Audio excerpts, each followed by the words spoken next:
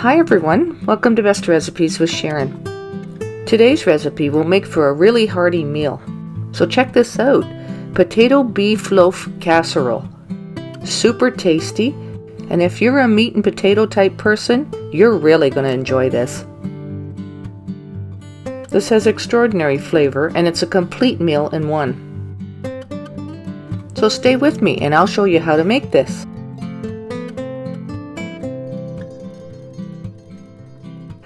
Since potatoes are a big part of this recipe, it's a good idea to have fresh ones.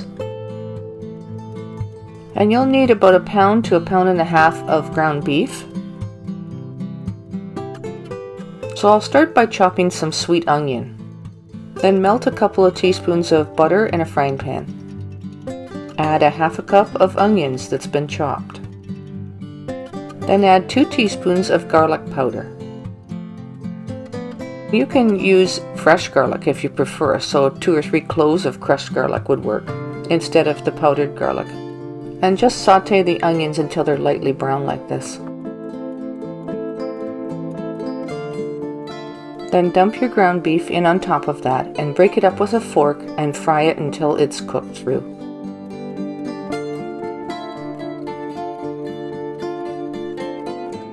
Now add 2 teaspoons of Italian seasoning.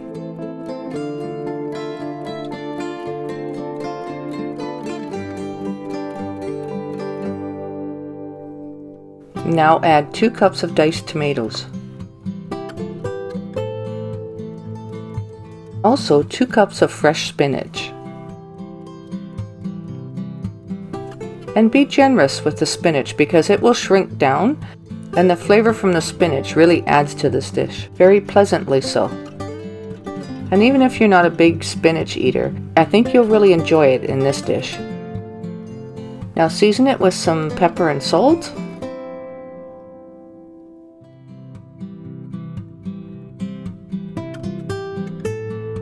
And go ahead and peel about 6 or 7 of those nice potatoes. And after you have them already washed, then you'll go ahead and start slicing them. And slice them reasonably thin so that they'll cook through properly.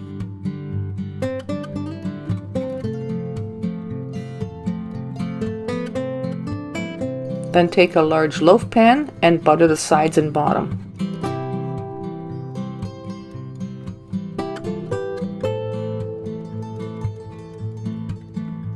And take your sliced potatoes and completely line the bottom and sides of the loaf pan.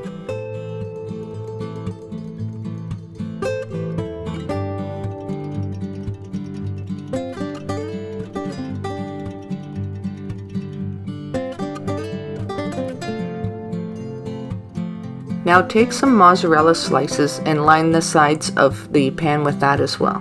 And I had to trim a little bit off the ends of these to make it fit better, but I'll use that for the top after. And of course, depending on the size of your pan and how large of an amount you're making, how much cheese you're going to use, but I used a full package of what I had, so probably about 8 slices. And then pour about half your meat mixture on the top like this and spread it out evenly. Add another layer of potatoes and some more cheese. Now another layer of the meat mixture.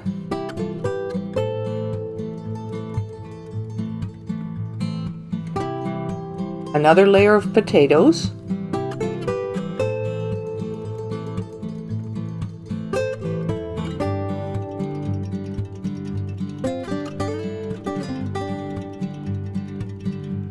And if you have extra potatoes, tuck them in the side like this. Why not? Get them used up. Finish off with another layer of cheese on top.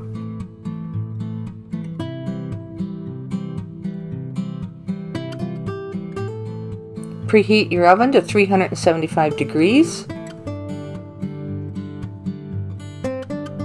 And place it in your oven on the middle rack. You can use a loose piece of tin foil to cover it or to take it off so it can brown a little bit, and check on it every once in a while to see how it's doing. It will take about 1 hour and 10 minutes roughly. And it'll be done if it's browned up nicely like this, and if you want to double check to make sure the potatoes are cooked, you can check them with a fork or a knife, and if they pierce easily, then of course they're cooked through.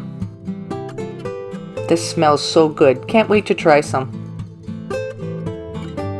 Now what do you think? How's that for an unusual casserole? So when you take it out of the oven like this, you'll let it cool or set for maybe 10 minutes or so, maybe 10-15, because if you don't let it set, all the potatoes will fall apart when you go to take it out if you want to turn it upside down and actually see the layered effect. But you know what? You could serve it straight from the pan, just like this. But I'm going to take it out of the pan, turn it upside down, and show you what it looks like if it comes out of the pan intact. Let's hope.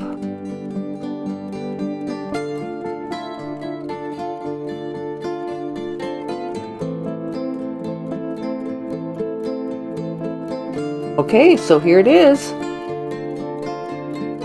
And because of the cheese, it helps hold the potatoes together a bit like this. So actually, it turned out not too bad. So there it is. Dinner's ready. This is definitely worth making, so I hope you take the recipe down and go ahead, give it a try, and enjoy. Now I'm just going to scoop some onto a plate, and I'm going to try some right now. Thanks for watching today's episode, and until next time, happy eating.